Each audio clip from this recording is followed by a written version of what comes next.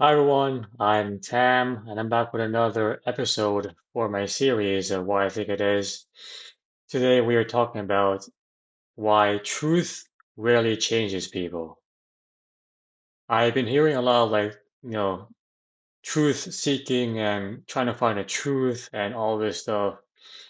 And I understand the perspective and the need to kind of like see things more clearly to break free of whatever mental prison you're currently not happy with, or you're not exactly where you want to be. I don't think truth by itself can change uh, anyone for that matter. Number one is because let's do an example. Let's say you've been smoking for a few like years, something like that, like 4 or 5 years, and you know smoking is bad for you. Like you're aware of this. Like you know that's bad for you. You've seen the rates of cancer. You know what it does to your lung. You've seen pictures of black black tinted lungs. You see the entire cycle of what can happen to you. Yes, there are some people who do not get that. That's not the average person though. That the average person who smokes is statistically likely to have some kind of health issue that sticks with you for the rest of your life. If it's not like lung cancer, it can be like, getting your throat cut out to breathe through a tube because I think your trachea is what it is. So you're kind of um your throat is no longer functioning because of some kind of issue with smoking a lot, and you also have to eat through the tube. So you're breathing and eating through a tube cut out in like your neck area. So you're aware of the truth of smoking. There's no misconception here. If you smoke, you're likely to develop something like that. Maybe not all the way, but something along the road is going to catch up to you and probably cause more issues. Depending on if you also eat a lot of junk food, that can also combine to cause more issues. So also all these things stack up on each other to do you in, because you're not getting away with anything. Let's put it that way.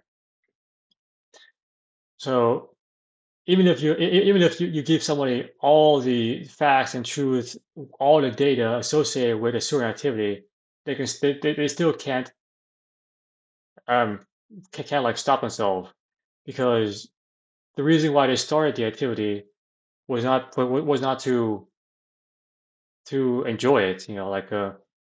If if I gave somebody who kind of enjoys smoking this information, they'll probably stop because the reason why they started it was just for the kind of the fun of it.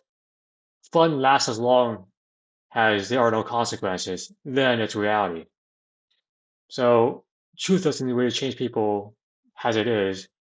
It comes to understanding and kind of like backtracking a little bit because you probably started smoking for some other reason. For example, one of your parents died. It was a hard time for you, so you start smoking because what else do you do? Or you're in deep debt and like you can't see a way out of this. You have $100,000 in student debt, and you can't see a way to solve this problem. So you just do something else to kind of like take your mind off of it. So truth on the surface doesn't really help this person. To help this person, you have to understand what causes its behavior, and then how can you help solve that core issue, because this behavior is just is simply a byproduct of something deeper and more traumatic that has to be looked into. Number three is I mean like just kind of just going with this. It's the thing that actually changes people is self-realization.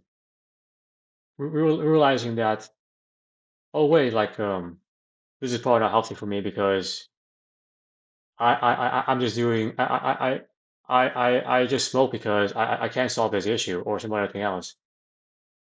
To realize that this negative behavior, which I know is negative, comes from this part of my area that I haven't really given enough time and attention to resolve.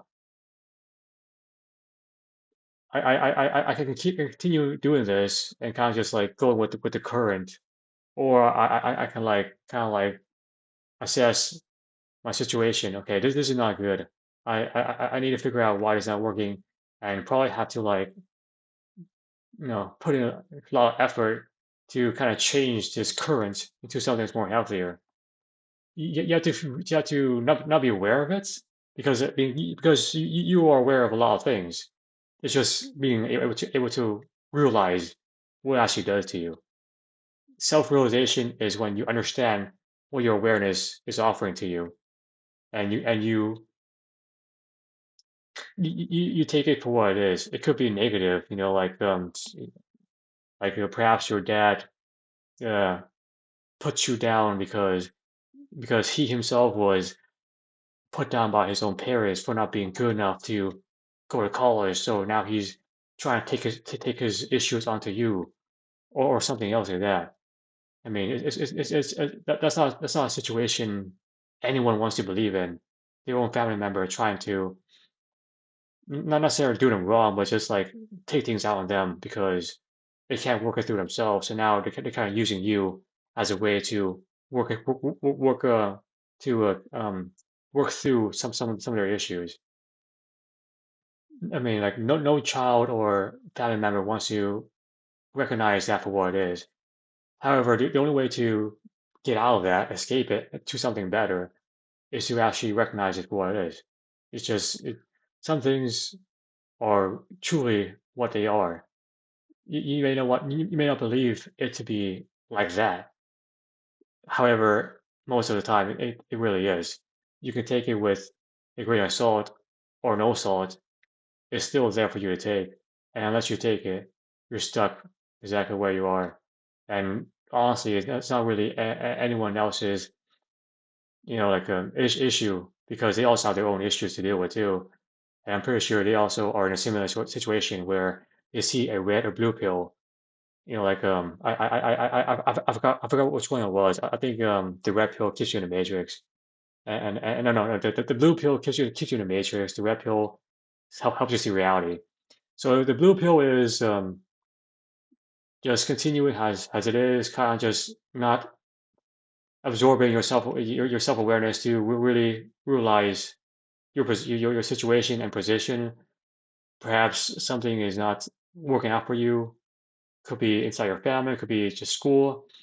And the red pill is just taking things as they are. Taking things how they are. You just chug down a beer and like, okay, 5 hours now, I'll probably have a headache. That's just what it is. That's the consequence associated with this activity. Like if I keep smoking, one day something will catch up to me, and I probably may start seeing some cancerous cells in my lung. So you could take the blue pill and kind of just go on a kind of like la la land dream states until eventually the red pill catches up to you and you see the consequences of your own the consequences of your own reality.